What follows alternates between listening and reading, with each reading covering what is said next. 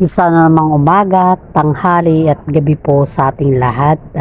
Sa mga subscribers ko po dyan, sa mga legit po na sumusubaybay sa aking content, sa mga like po na binibigay ninyo, at sa mga bashers ko po dyan, maraming salamat po. At lalong-lalo na sa ating Panginoon na binibigyan niya po tayo ng wisdom, knowledge, and understanding para makabuo po tayo ng isang magandang content at para sa ating mga fans at sa mga idolo po natin sa buhay. Maraming salamat po. Okay, alright. Umpisahan na po natin ng Kim Pao update at iba pang showbiz personnel po. First muna, una muna po ay ayon sa aking legit source po ay pagkatapos ng event sa lahat ng California at namisita si Kim Pao kay Chris, and after that pumunta rin si Paolo Avellino at saka si Kim Chiu sa kanyang anak na si Aki, di ba? Yun yung last po na vlog ko before. At nalaman din natin na si LG Reyes ay botong-boto po kay Kim Chiu, at yan po yung vlog ko before. Sa ngayon po, ayon sa aking legit source po ay habang pala nagbabanding sila, Aki, Kim Chiu at si Paolo Avellino po ay may napansin pala si LG Reyes kay Kim Chiu na kung saan po ay talagang nararamdaman daw ni LG Reyes kung gaano ka-care si Kim Chiu kay Paolo Avellino at kay Aki.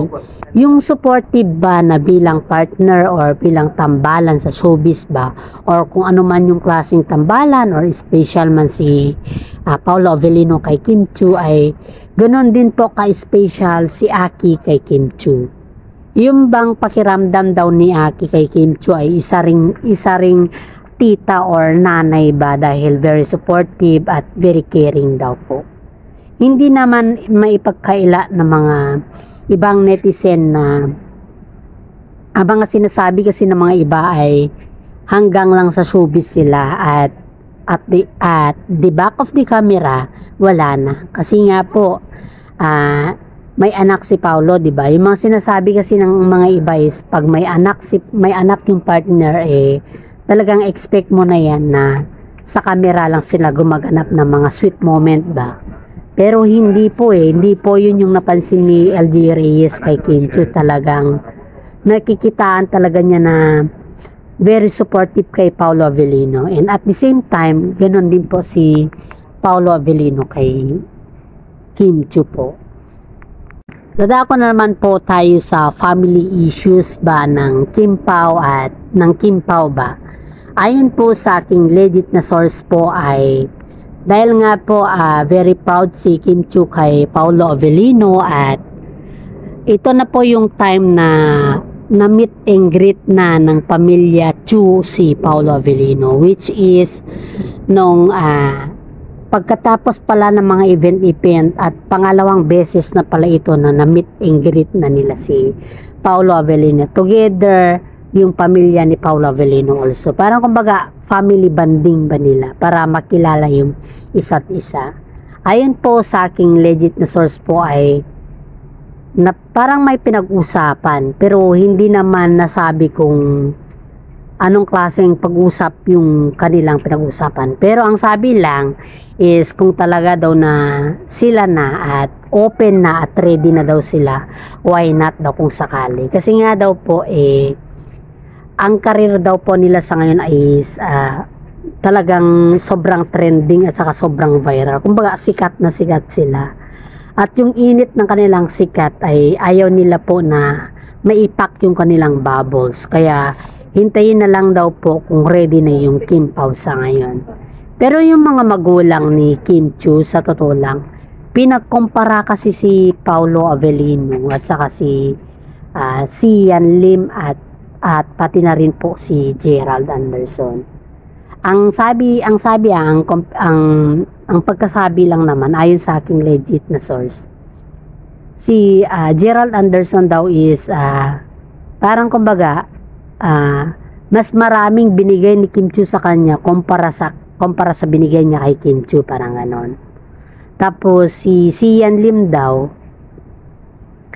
ang gusto niya kasi yung sobrang high, pero parang hindi kaya ni Kim Chiu yung kanyang ambition na sobrang high. Hindi naman daw yun yung linya ni Kim Chiu.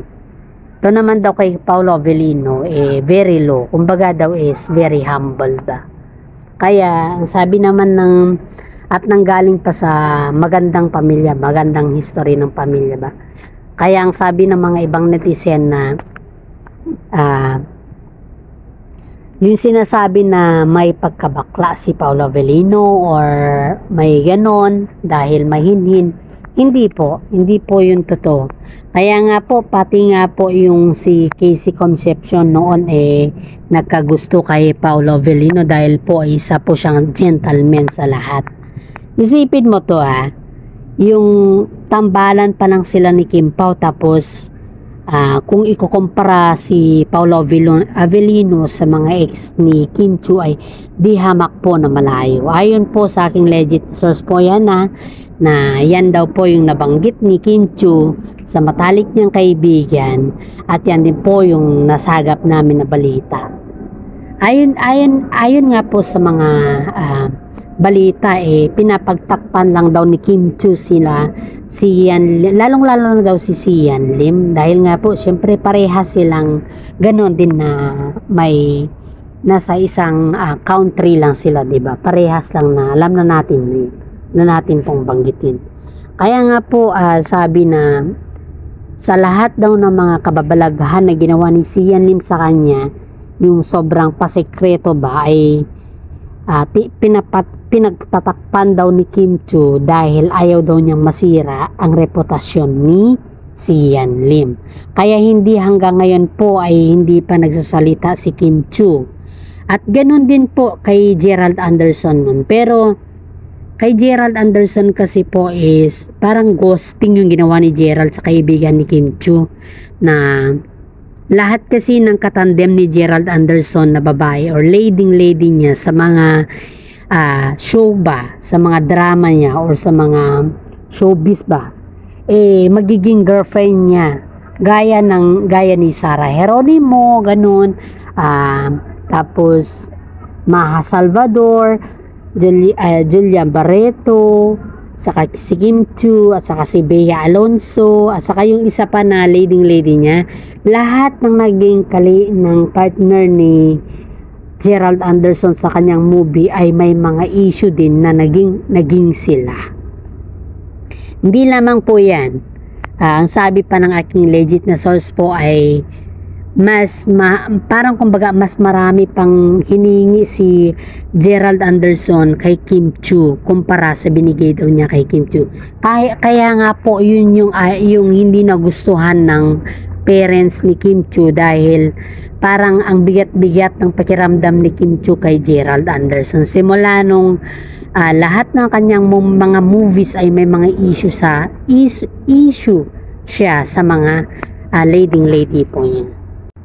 Si Kim Chiu naman po ay sobrang bait sa totoo lang, kasi nga po sabi pa nga ng parents ni Kim Chiu is may kapatid po si Kim Chiu, pero si Kim Chiu lang po yung parang breadwinner sa kanilang pamilya, at lahat po ng mga blessings na dumagsa kay Kim Chiu sa ngayon ay yun po ay pinaghirapan niya simulat sa pulat hanggang ngayon, at hindi pa siya po nalalaos.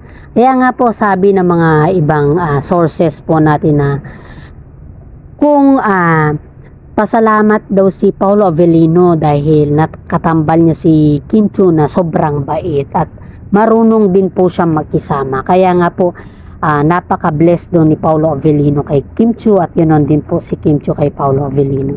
Sa madaling salita po is talagang makikita mo sa kanila yung perfect couple ba. Kaya maraming mga netizen po ang nagsasabi na Kim Pao forever, Kim Pao lang kami, at Kim Pao lang ang aming inspirasyon.